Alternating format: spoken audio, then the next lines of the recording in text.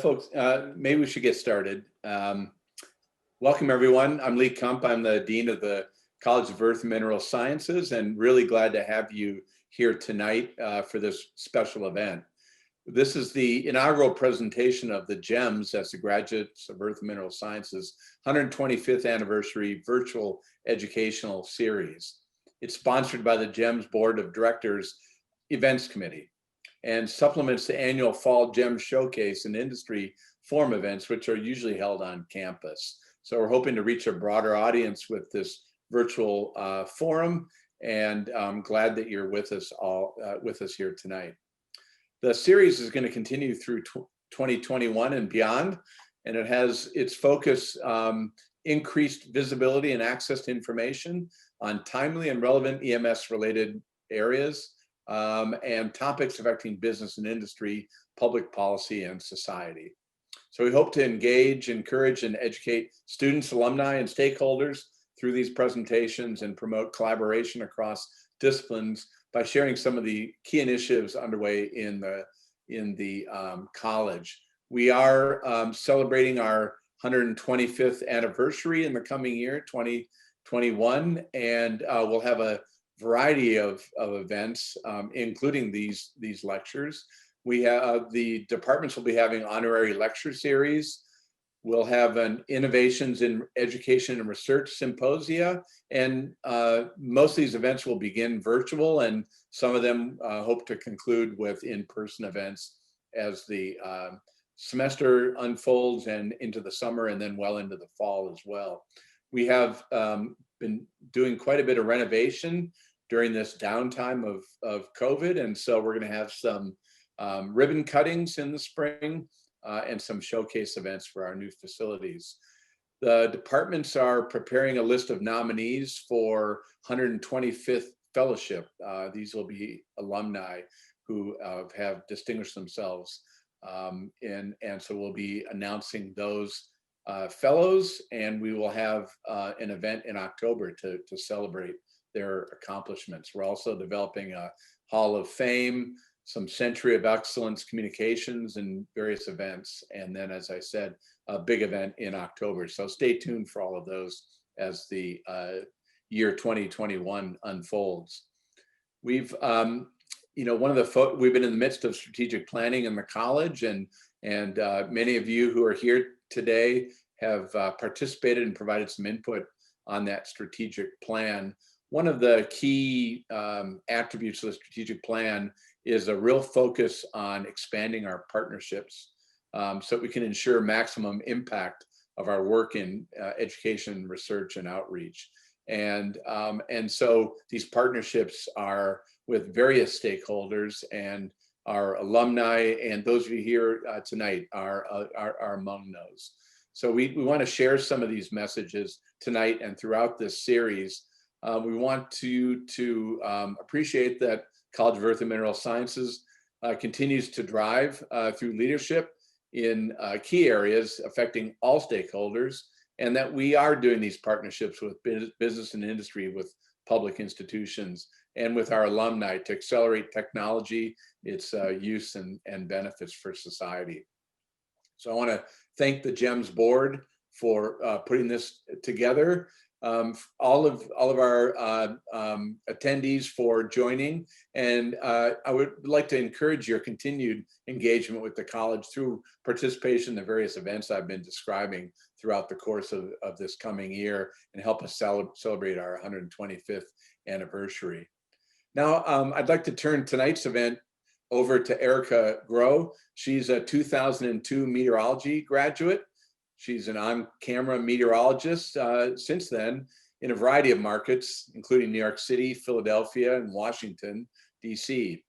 She's currently doing some freelance work for WPIX in New York City, and she's the owner and principal consultant of Weather Elevate, a weather broadcasting firm.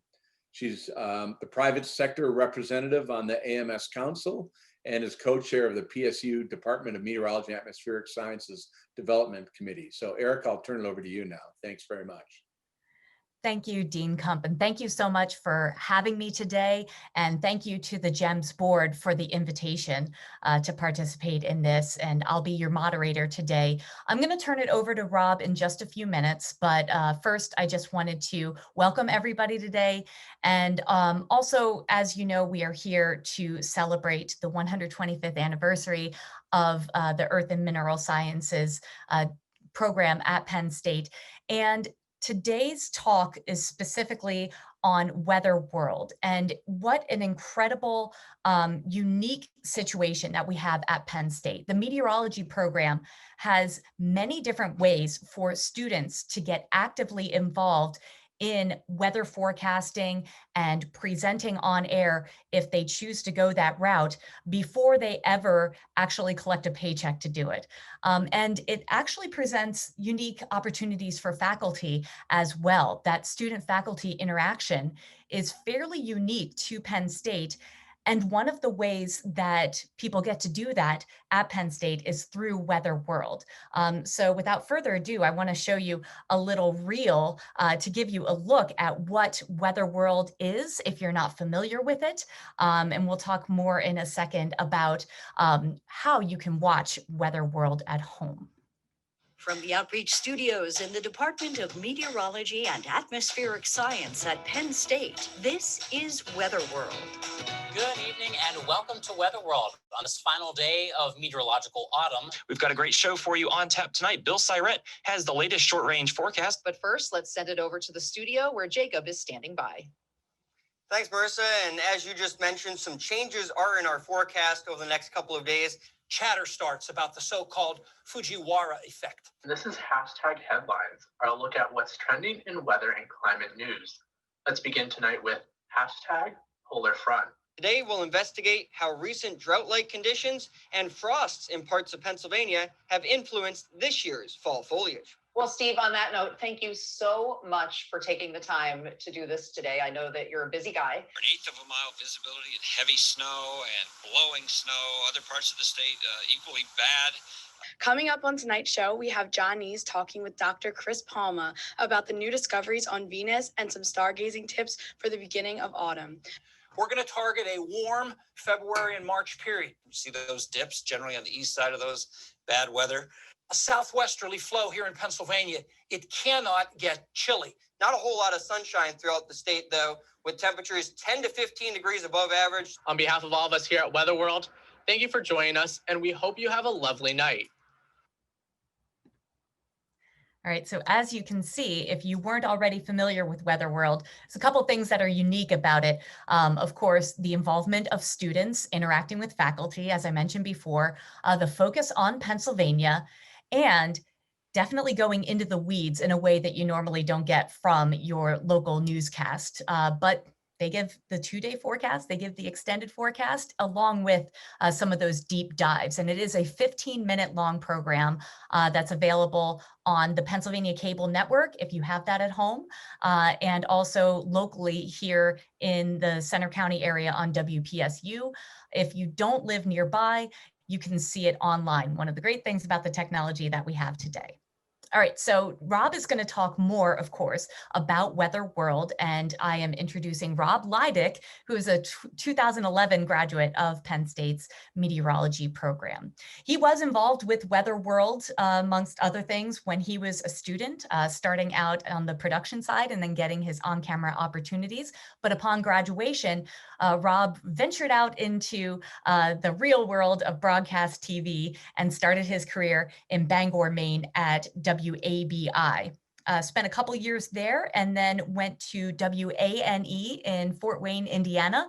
Rob spent about 5 years there, gained a following there. I see some social media posts that you still have fans in the Fort Wayne area, Rob. So I'm sure that they are sorry to see you go, but happy that you got this opportunity to come back home to Penn State, come back to your alma mater, and bring things kind of full circle by once again being an on-camera meteorologist for Weatherworld. And Rob, you took that position about 2 years ago, correct?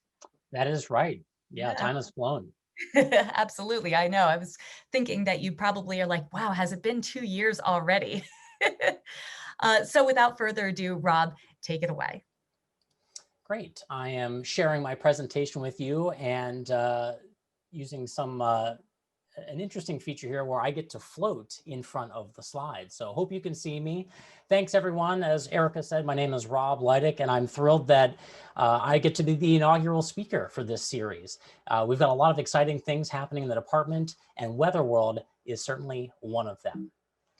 Oops, I guess I need to use the mouse to click forward. Okay, so tonight we're talking all about Weatherworld. I'm calling it the meteorological merger of science and communications at Penn State. You can see some of the photos, and you saw the montage there of different ways that the students are involved, both on camera and behind the scenes. We'll talk a little bit about that and some of the things that make Weatherworld unique to Penn State.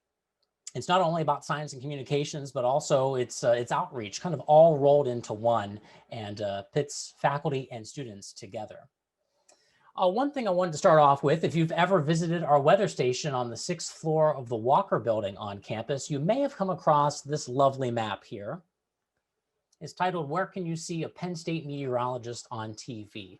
Check out some of those dots. Chances are you may actually be familiar with some folks who are on TV at those different markets. I actually can point out several of them, students that even just recently graduated that have now been spread out across the country. Just about every state is represented on this map. And over the last 20 years, we estimate about 350 students have completed the weather communication program within the Department of Meteorology and Atmospheric Science. Many of them got their start in broadcasting on Weatherworld, including yours truly. How's this for the age effect? Looked like my hair's receded a bit, no more frosted tips. This was me in undergrad back in, I think, circa maybe 2010, 2011. So this is about 9 to 10 years ago. Certainly some things have changed about the program. Our graphic look, I've changed. I've gotten some experience in local TV, but I can't tell you what a thrill it is working on this program with the students, helping train the next generation of broadcast meteorologists. And as Erica told you, my career has in many ways come full circle. Enough about me. Let's talk about the show. The foundations of Weatherworld. We've got a storied history of weather communications within the Department of Meteorology and Atmospheric Science, and it dates all the way back to the 1950s. Many of you on this meeting tonight may recognize the name Charlie Hostler. He would go on to become the dean of the College of EMS, but he started a forecast, I should say, a segment in Altoona, a part of a show called Farm, Home, and Garden. He became known for his forecasts. In fact, a lot of central Pennsylvania farmers really relied on his forecast. The catchphrase they had was, "You can make hay with Hostler." So from there, the following grew. By the time we get to the mid-60s, there was regular forecasts coming from Penn State on public broadcasting, the Central PA PBS station, WPSX. By the mid-70s, there was a show called State of the Weather, Shape of the World. It was the precursor to Weatherworld. 6-minute forecast and a 30-minute public affairs show. It really was 1983 that we saw Weatherworld come to be what it is today. It was a 15-minute show, commercial-free, aired on WPSX, which is now WPSU, the local PBS station in Central PA. And eventually, by the early 2000s, it did air statewide on PCN.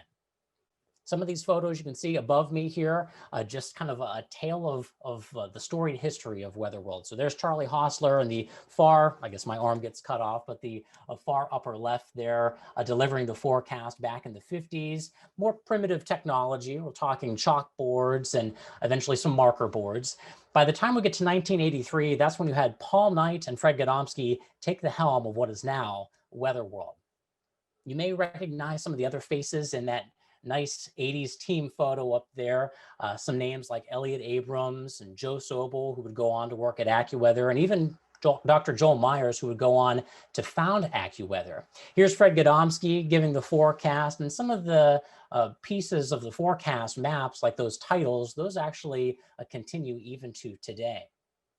Paul and Fred were on the show together for 35 years. Paul retired in 2015, Fred in 2018, right around Labor Day. This was a snapshot from their very last show together. And over the course of that 35-year history, they had many students involved as part of the show, including myself. So what does Weatherworld look like today? Well, it's a 15-minute commercial-free show. We don't have to worry about tossing to commercial break. It airs weekdays, as Erica told you, on WPSU, which is the local PBS station, and statewide on the Pennsylvania Cable Network. And it's a unique broadcast because we're commercial-free and it's all about weather. We get to be we get to go deeper into the forecast. And so we always like to say in the department, we really cater to the weather weenies, and that's truly what Weatherworld does for people in Pennsylvania and beyond.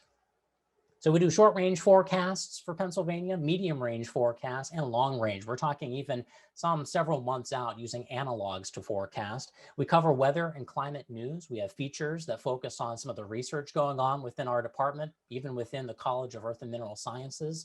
And as you've seen in some of those clips, students and faculty work together. We verify our forecast. That's something you probably wouldn't see on your local TV station. And then we go through some in-depth weather explanations. So it's truly an educational program as well. We have several classes, our weather communication classes, that actually contribute producing features and other content for the show. So Weather Communications 2 and 3, that's 482 and 483, and even Meteo 496, which is also special projects for the show. We have some segments that the students are involved in. The students are also involved in posting on social media regularly as well. So a nice plethora of photos here, and they're also involved behind the scenes using some technology to direct the show.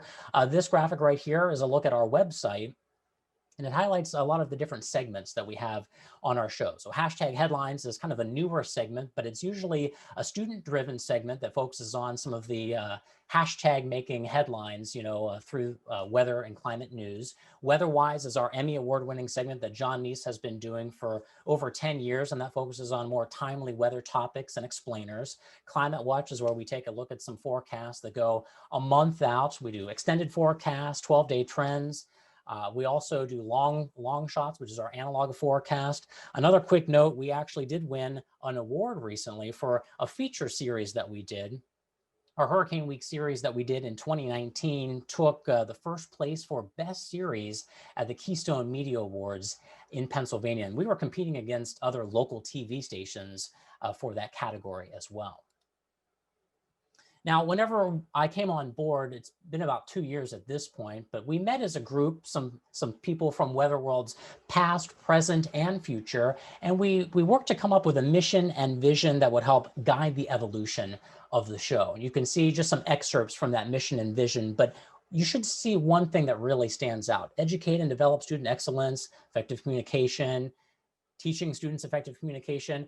We put students front and center with everything that we do with Weatherworld, providing them good on-air experience, giving them hands-on experience to get them prepared for careers in broadcasting and beyond. And not just broadcasting, I should say, because we also have some students, grad students, who take some of the communication skills they learn from doing things with Weatherworld and can use that to defend their thesis or for their careers in meteorology and beyond.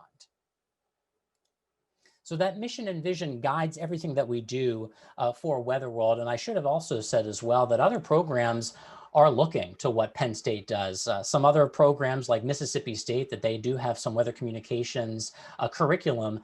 I've been told by several colleagues and several folks at Mississippi State that they're actually looking to what we do with Weatherworld and our weather communications program. So we really are a renown within the community.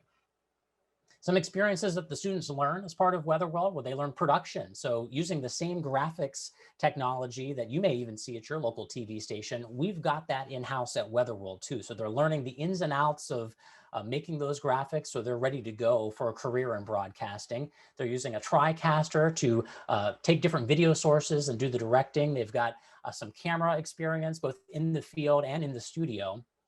They're getting forecasting experience, short and medium range, and looking not just at a forecast graphic, but even explaining that with an upper air pattern and some other graphics that we use to tell that weather story. Speaking of storytelling, they're doing that when it comes to writing for different features, filming, editing. They're using Adobe Premiere software, the same kind of editing software they would use in the field, and presenting both on camera in the studio and in the field. broadcasting. They're getting some experience with anchoring, sitting at the desk, even reading from the teleprompter, doing a weathercast that is timed, which is exactly what they would encounter at a local TV station, and producing some features too, both short and long range, that can go in depth on a certain topic, whether that be a changing climate or even Penn State's green energy initiatives. 2020, of course, has been a year, and Weatherworld has been impacted just like so many other local TV stations have. And the students have really done a fantastic job adjusting. My colleagues and I, we're so thankful for the awesome attitudes that our students bring every day to the show. It really makes it worthwhile for us when it comes to working with them on the show. So in February, you should know that a lot of the graphics here, like this one here with Nick Guzzo, and some of the graphics that you saw earlier in the montage that Erica showed, those are new to the program. We had a complete graphic look overhaul that took place in February, right around, we got back from EMS and we did that graphic overhaul. And then of course, things started shutting down to the pandemic. So we're glad that we got that in. That was a student-driven project. We had some students that really got some experience kind of creating a whole new brand for the show. Then April through August, we did something, we were in uncharted waters. We did something totally uncalled for, or at least unexperienced, I should say, in Weatherworld history. And that was doing the show remotely from home. We were not in the studio at all. And I don't think it's something we could have done if we didn't have the technology that we have today. Even 5 years ago, I don't think it would have been possible. We were able to use new software to get that accomplished and be able to access our machines from on campus at home and still produce a show that aired throughout the state of Pennsylvania during that time period. Then as we came to fall 2020, we returned to the studio, but I should have said as well, in April through August and especially this fall, still keeping students front and center, we were doing our best to keep the show on the air, keep the content fresh and relevant, but still engage the students. So we returned to the studio with a lot of safety precautions and guidelines in place. We've been doing a hybrid workflow with some segments from home, like Marissa and I in our jolly gear and mugs as we did the snowflake contest from home. We use technology like we're using tonight, Zoom, to be able to broadcast from our home offices, interview some guests that we couldn't do in person because of COVID guidelines, and actually talk to some folks from far away, like Ken Graham, the director of the Hurricane Center, and many others. So we continue the student engagement as well. The students have been involved in remote hosting like this. This is Christopher Tate out in the field on a rainy day, but he's in the elements, something that he would have to do at a local TV station. They had experience producing some more features on fire weather and space weather. We have had some students in for some limited studio use, including Jacob Morse, who is in tonight delivering a forecast that was not easy, but it was really great to work with him all day and producing the maps that he would use tonight. And we've had some students working who may not even be on campus at all, working remotely on producing content for our social media. So we've kept the student engagement front and center. It's been difficult. We haven't been able to engage as many as we typically would. 24 students were involved with Weatherworld as we kind of rewind back to the pre-COVID era. So back in the fall of 2019, we had 24 students involved on air and behind the scenes. Many students would come and watch the show as our live studio audience, just those undergraduates who may be freshmen or sophomores, just to see what the show is like and get their feet wet, give some time cues, and help with other things behind the scenes. Now, of course, with COVID, we're down to one person in the control room, one person in the studio, and so we can't engage as many students in person, but we still continue to engage them remotely as best as we can. There are a lot of things that we've been doing with the remote hosting and interviews and features and things like that that we think will continue even after we're able to return to a more normal sense to our studio. And just a reminder to everybody, as Erica said, you can check out Weatherworld and see this program that's unique to the College of Earth and Mineral Sciences. It's unique to Penn State. Our website is weatherworld.psu.edu. There you can actually watch individual segments. Just click on any of those tiles, or you can stream us on demand there at WPSU or PCN. They also have mobile apps. We've got social media for you to follow us. It's really something that it's so fulfilling in so many ways, not just from the student experiential learning perspective, but even as a faculty member, getting to see so many students that have just that innovation, that passion that builds through this experience. It really is very humbling, and I'm very lucky to call this my job. With that said, thank you so much for making me the inaugural speaker for this series. It's been great to share some of the exciting things we're doing behind the scenes. I want to thank my colleagues, the Weather Communications Group. That's Marissa Ferger, Bill Syret, John Neese, and Kyle Imhoff, the state climatologist. It's a team effort. I want to thank our department head, Dr. David Stensrud. He's been our #1 cheerleader from the get-go. And then I want to thank our students for their awesome attitudes, their making the show so much fun, and their constant support for innovation, both on air and behind the scenes. So thanks to all, and this slide as well for some feedback that I wanted to share with everyone as well. You can suggest other topics and such moving forward. With that, I will turn things back over to you, Erica. All right, thanks so much, Rob. That was fantastic. And I think you gave a really great overview of what you're doing at Weatherworld and with the Weather Communications program at Penn State in general. So now is our Q&A session. We've already gotten a couple questions in, and I'm going to try my best to keep up. If you can post your questions in Q&A rather than chat, that's going to help me. But either way, I'm going to do my best to see them. So the first question I wanted to ask you, Rob, in regards to COVID, a lot of changes were thrust upon you and the rest of the department very quickly. But do you think any of those changes are going to be viewed as innovations and they are going to be permanent or at least viable options in the future? Yeah, absolutely. And that's a good question.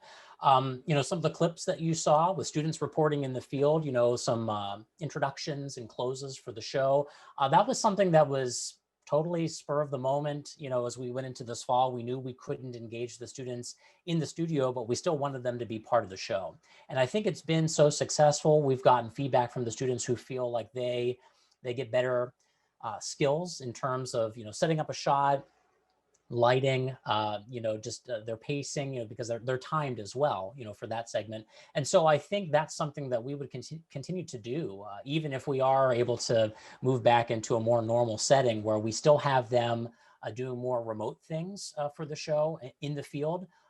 Certainly more stand-ups in their features and things like that. So I think that is a big part of it. And I think the other thing that was new to the pandemic is, previously the social media was mostly managed by myself and another colleague, Steve Seaman.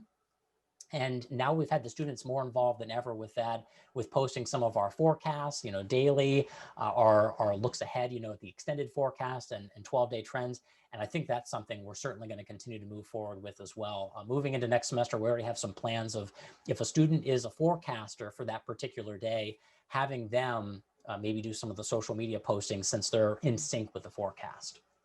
Excellent. That's good to hear. And as you know, Rob, from personal experience, this is something that the students are going to have to know how to do well when they graduate anyway, right? It's a part of the weather communication that we do on a daily basis as broadcasters. Yeah, absolutely. Yeah, not just the on-air stuff, because, you're a station scientist, but also it's, doing a lot of those web updates for the website, social media, Amazon Alexa updates, you name it. Yeah. Making sure a complicated forecast makes sense in 280 characters or less. Not always easy, especially today. Not always easy, that's for sure. So one of the questions, and I'll admit, I'm not sure if this was a serious question, but it comes from the Q&A box. How do students stay connected to quote unquote real weather now if they're not having to hand draw maps? But here's the thing, even if that question was slightly in jest, there's some truth to that. I had a conversation with your colleague, Marissa Ferger, recently about how one of the more kind of challenging, like nudge things that she has to do with the students is make sure that they're looking at the weather every single day. When you're involved in all your dynamics classes and derivations and everything like that, it can sometimes be difficult to keep track of some of those things that made you choose meteorology in the first place. So do you want to expand on that a little bit? Absolutely. Yeah. To become a forecaster on the show, I mean, obviously we want the students to be involved, earlier, kind of get their feet wet with some things behind the scenes. That way you have a respect for what goes on behind the scenes when you're actually in front of the camera.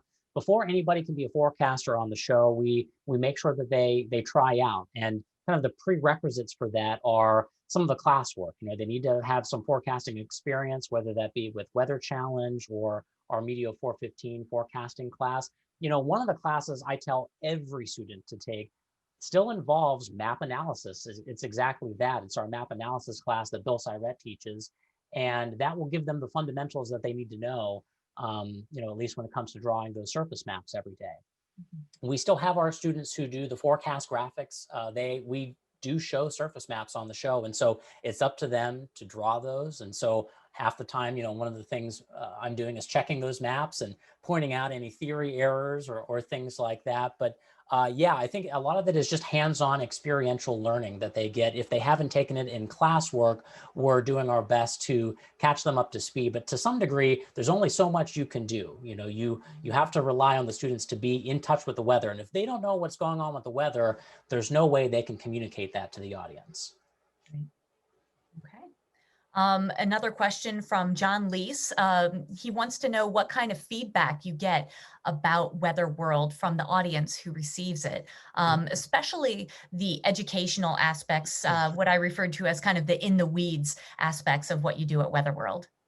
Absolutely. We have a very devoted audience. We actually do a call-in show live on the Pennsylvania Cable Network a few times a year.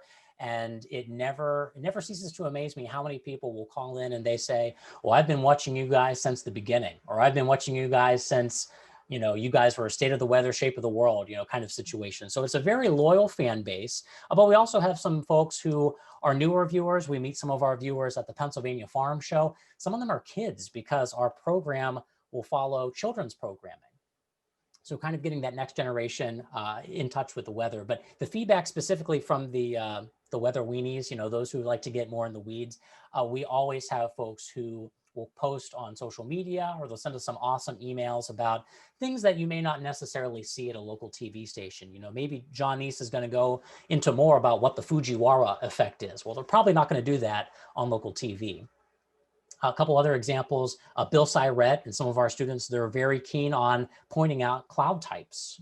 Hey, we saw, these cirrostratus clouds today, or different things like that. So the feedback is always very positive when it comes to the viewers appreciating the detail that we provide, but also, not necessarily talking down to them either. We know that probably many of the folks in the audience know more than the average person when it comes to weather. So we kind of cater to that a little bit as well.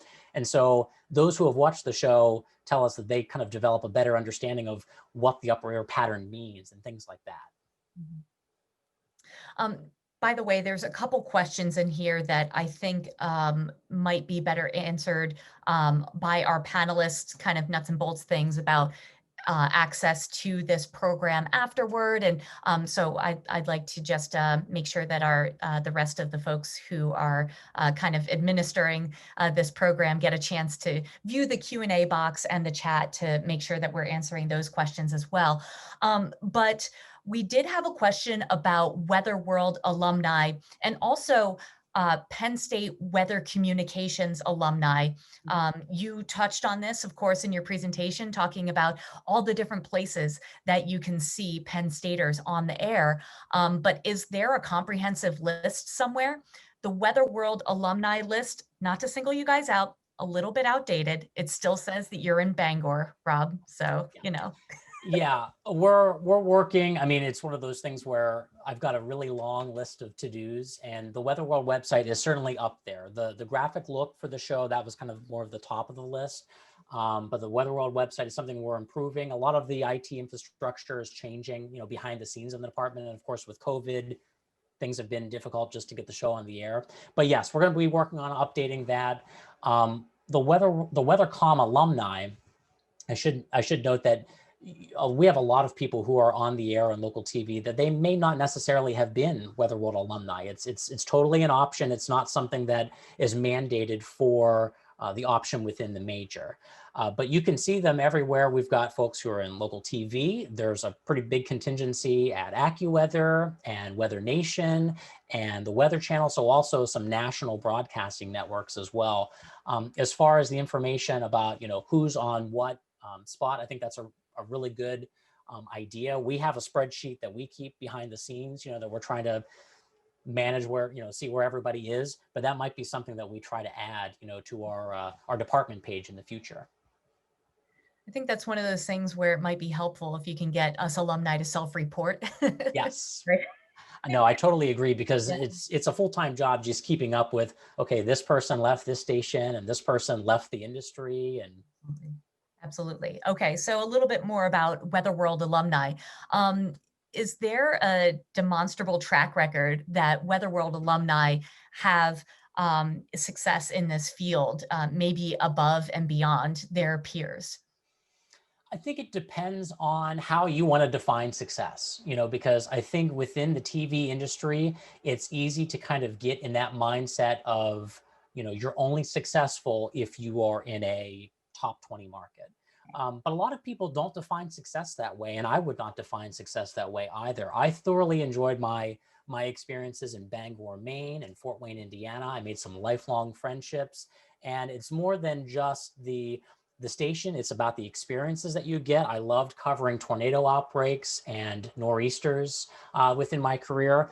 It's about the people that you work with along the way. I've made lifelong friends at every place I've ever lived, and so that's something that is to be said. As far as success is concerned, we have so many people that if they go through Weatherworld, if they go into Weatherworld with the attitude that, hey, I want a job in broadcasting, I'm thrilled to say that every single one of the students that we had that graduated in May, who wanted a job in broadcasting and they were on Weatherworld, they've all since gotten jobs somewhere else. We did an interview with them on the show, and there's some really good sound bites, some good feedback that they gave us about how Weatherworld really helped them prepare for that first job compared to their peers. And then we have some other students that were involved. One went on to work for a private company as a forecaster near Pittsburgh. Another is a grad student in Oklahoma.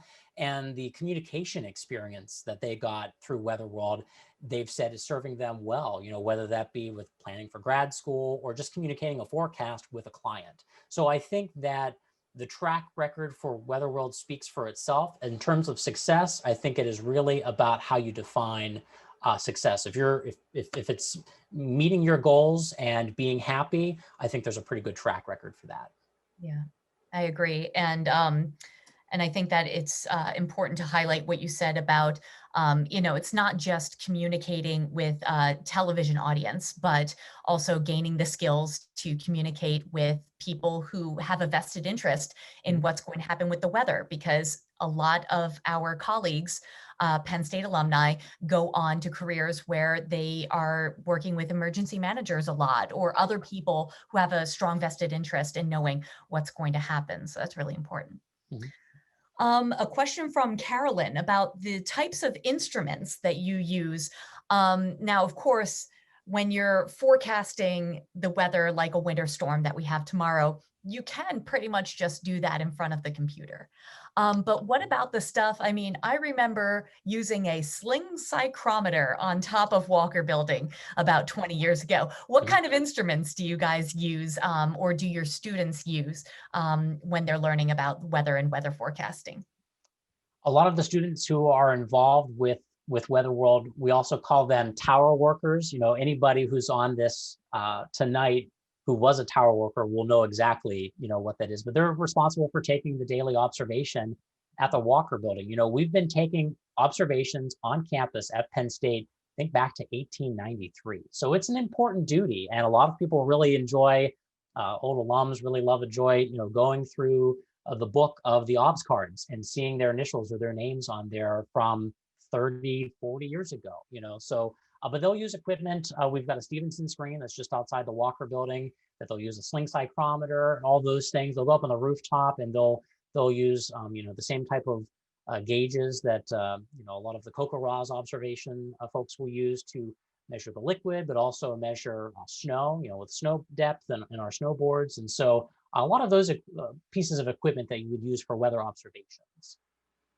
But we also do have a weather, I should say we have a weather station on top of the building. We've got one of those, it's a Davis, that, you know, we got real-time data coming in as well. So we still have the ob that has to be done manually a couple times a day, you know, in the morning, midday, and evening. But then a lot of stuff is automated as technology continues to grow. Excellent.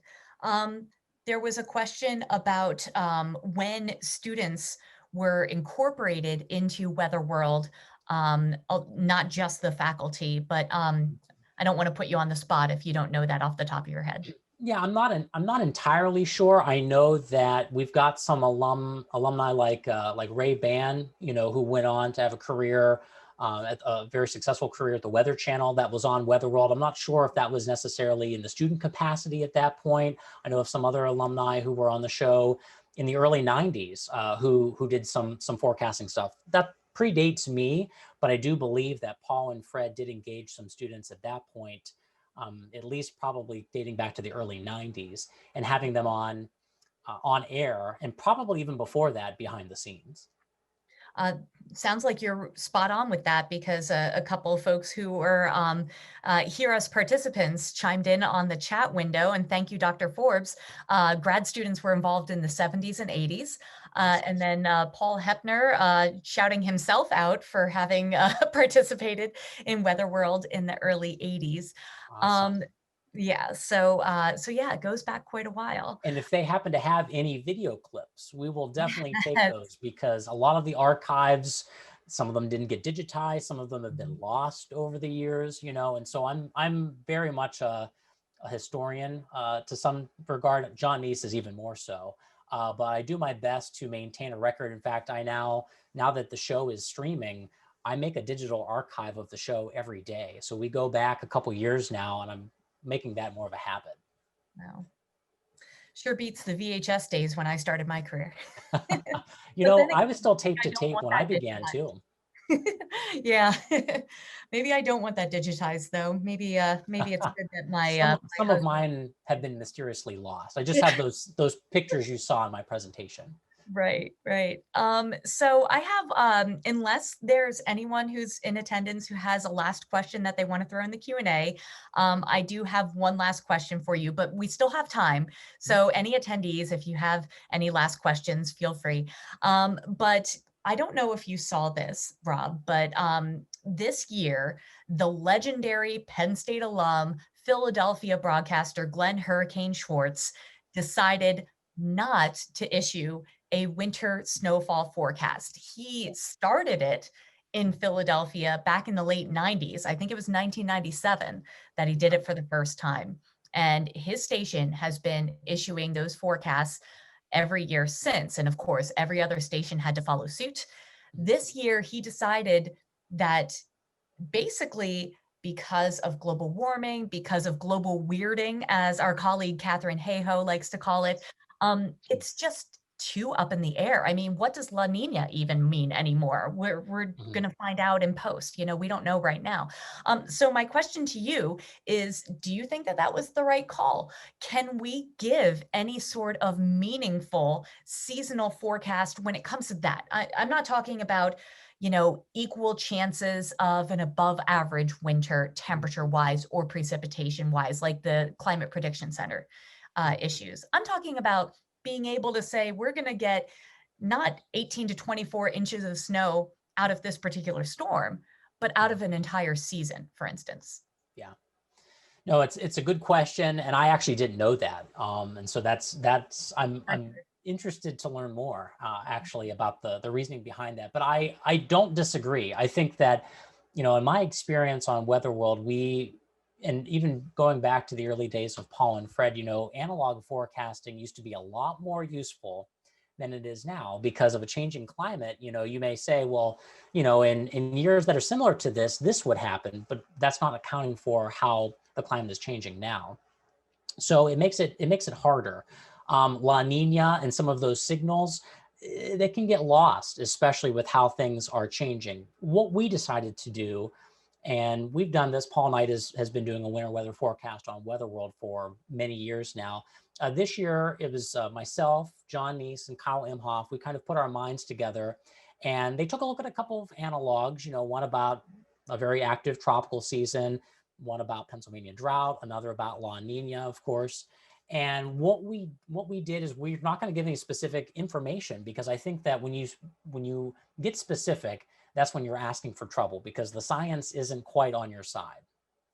And so those stations, I know that there are a lot of markets where there's that pressure to say, well, we think there's going to be 4 inches of snow in December.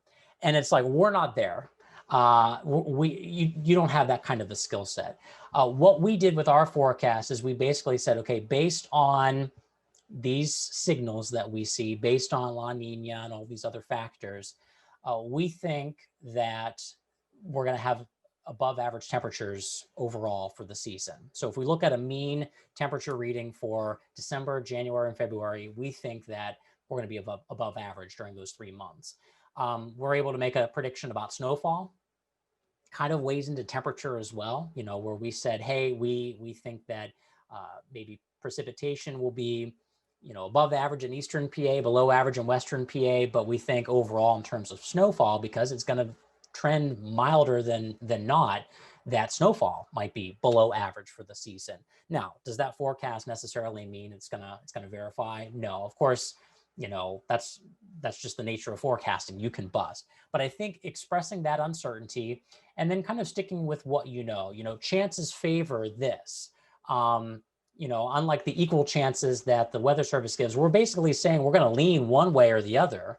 But we're not getting specific. And I think that was the call we made. I still stand by that call. But I think that it's interesting what you pointed out about Glenn Schwartz and saying, I'm not going to make a call at all. One last question that did come in from Chet. And if I get this wrong, Chet, please, chime in again, because I'm not 100% sure if I'm communicating this correctly, but it's about the connection between our training at Penn State in meteorology and our ability to communicate the science of climate change to the people that we serve. I personally think that it has come a long way. As has the science itself over the past 20 years-ish since I graduated. But when you work with the kids on campus today, do you see them as being good advocates to communicate climate science and climate change science correctly? I do. And I think it's, like you said, it's ever evolving, and I'll be the first to admit that I'm not perfect and I'm still learning, better ways to communicate the science of a changing climate. The students have some curricula that they have to take as part of the major that is focused on climate studies and climate change topics. There's a class that's going to be offered in the spring taught by Michael Mann that is specifically focused on climate change communication. And I've already told a couple of colleagues that I may sit in on that class just to get some insight and some ideas, because with the nature of Michael Mann's work, he's more in tune with the latest and greatest in the best ways to communicate this, where my experiences might be a year or two old and there's a better way to communicate this. I think that we're seeing the audience's receptiveness has also changed dramatically. Whenever I was an undergrad, it was still seen in a much more controversial light. And in a lot of ways, it was like, you point out the data, you point out, hey, we're, once again, we're above average this month. And that was kind of the way to drill it into people, like this is happening. But a lot of times it was, just stay away from it. Don't directly say climate change or global warming. But that's not the case now. Studies have shown and research has shown that the audience is much more receptive to climate change, much more accepting of the fact that it's occurring. And I think we have to have the responsibility to continue evolving with the way we communicate that. So I think we're doing a good job now with the topics and features that the students are involved in. We review every script and give them feedback as such. But I think that there's constantly room for improvement. So would you say that when it comes to the folks at Penn State who are actively doing research on climate change and the human connections and all of that, that's in your department, but maybe different people who are working on that, and that maybe those folks would be the better ones to ask for the specifics on what the climate change research is happening right now? I mean, if you know more about it, have at it, because that also came up in the Q&A window. Exactly. I mean, we're always telling the students, only communicate what you know, because once you open that Pandora's box and you're starting to talk about what you don't know, then your credibility also tanks. So for all those features that are about a changing climate, and how that could impact, how is Arctic melt going to impact us globally, things like that. Well, I'm not doing the research on that. My expertise is in communications and forecasting.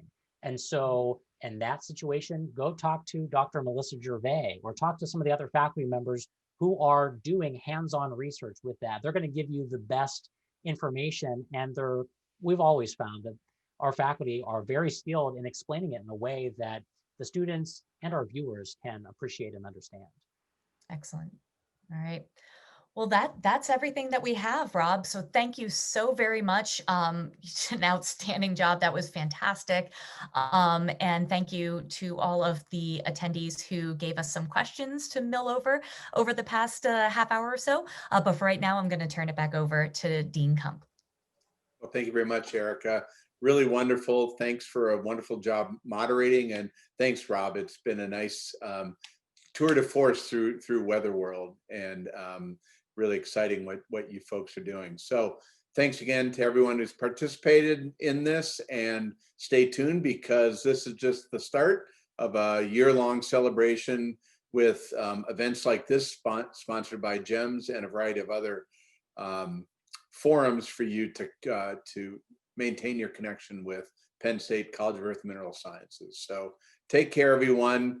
Dust off your shovels, do a little bit of stretching, get the ibuprofen ready if you're on the Eastern Seaboard here, and if you're not, say some prayers for us for tomorrow. Thanks very much.